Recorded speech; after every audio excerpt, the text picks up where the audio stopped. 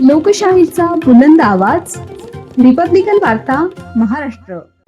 आदिवासींच्या जमीन हक्कांसाठी अखिल भारतीय आदिवासी सेनेचे आंदोलन जाहीर. 5 मे रोजी नाशिक ठाणे जिल्हा सरहद्दीवरील घाटांदेवी सीमेवर महामार्ग रोकोचा इशारा.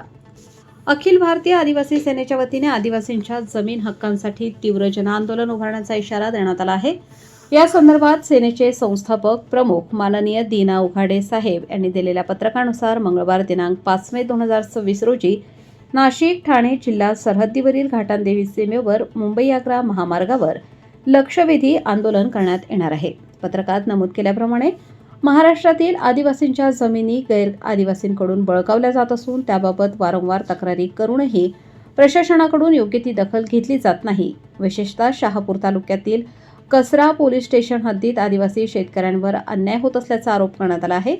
तक्रारींची चौकशी होऊनही दोषींवर कारवाई होत नसल्याने आदिवासी बांधवांमध्ये तीव्र नाराजी निर्माण झाली आहे. या पार्श्वभूमीवर अखिल भारतीय आदिवासी सेनेने प्रशासनाला इशारा देत आंदोलनाचा मार्ग स्वीकारला आहे.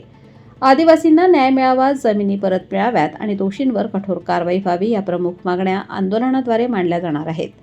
दरम्यान 5 मे रोजी होणाऱ्या या आंदोलनात मोठ्या संख्येने आदिवासी बांधव सहभागी होणार असून महामार्ग रोको करण्याचा इशाराही देण्यात आला आहे.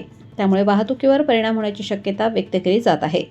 कायदा व सुव्यवस्था राखण्यासाठी पोलिसांनी योग्य ती खबरदारी घ्यावी, तसेच मुख्यमंत्री व गृहमंत्र्यांनी या आंदोलनाची दखल घ्यावी अशी मागणीही पत्रकात करण्यात आली आहे. रिपब्लिकन वार्ता महाराष्ट्र न्यूजसाठी विशेष प्रतिनिधी आनंद आभाडे, Nashik. Subscribe now and press the bell icon. Never miss an update.